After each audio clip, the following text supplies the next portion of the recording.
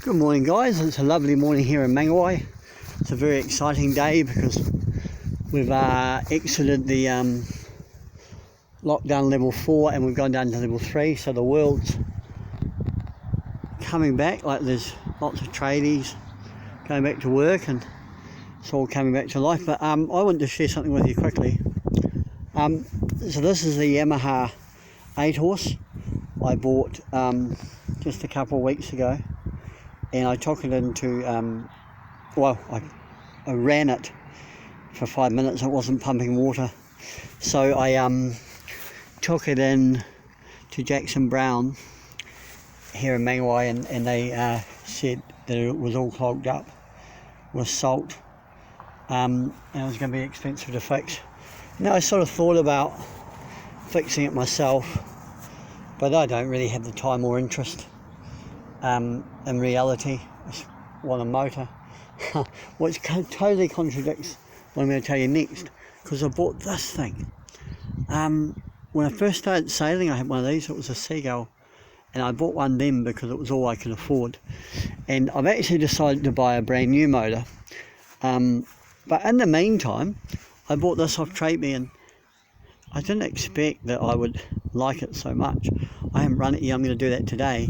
There's a few things I'm going to do. He said he's got some tape on the air intake. I'm not sure why. This cavitation plate, for some reason it's set here. I'm going to loosen that off, lower it down, because that'll drop it like 6 inches, and if you see where it is, it's too high. That bracket can come down another 6 inches, but still needs to go. And I also want it to be, because you really want an outboard to be level with the boat, and the boat is, it's on a slight incline up, but nonetheless, that even if that angle was flattened down a little bit, it would still be not quite right. But apparently this outboard's had new rings, and I'm quite excited about it. Doesn't it look so cool? Like, you got to admit, I mean, and it's so ironic that here we have a Yamaha 8 horse, which is supposed to be really the most reliable outboard in the world, and probably is, and it's relatively modern, though it's a 96. And if you look under the hood, you can see it's had little use. And probably if I cleaned it up, it would probably be really, really good. And this is probably thinking, man, what's this idiot up to? But, you know, boating doesn't all need to be serious. You know, mostly if you remember, it's just fun. So it's, anyway, this thing arrived yesterday, and I just can't stop looking at it. Like, it's just so cool. It looks to me like an industrial, like, I did a day's work experience when I was a kid in hospitality, catering, and it really reminds me of like a giant size blender that was in there. In fact, I think given the an electric version probably was there. You know, you can see it mashing up potatoes, for like a mental institution or something, a big bowl of it. Anyway, I'm going to get this going today, and apparently it's had new rings. I'm actually quite excited about it. I was sort of thinking it was $180, and I thought, oh, I'm going to have a little tinker with it, and then I'll buy a brand new outboard when all the shops open. But I've got a funny feeling. That of all the irony, or this might actually be the thing that works for me, because I've had lots of outboards lately, and they've all been crap. And you buy these Japanese ones for the reliability, it's going to just crack me up so much if this thing ends up being more reliable than all them. Won't that be a hoot? But also, isn't there just a beauty element to it? Isn't there, like, it just looks so cool. I mean, it almost looks like someone's made an outboard, you know. If you made one at home out of parts you found in the garden, it would end up looking a little like that.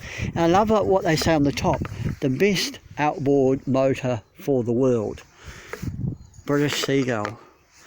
And can you believe this thing? This thing must be, God, it's from the 1960s or 70s? Anyway, that's what I'm going to do. I'm actually off to buy a brand new motorbike this morning.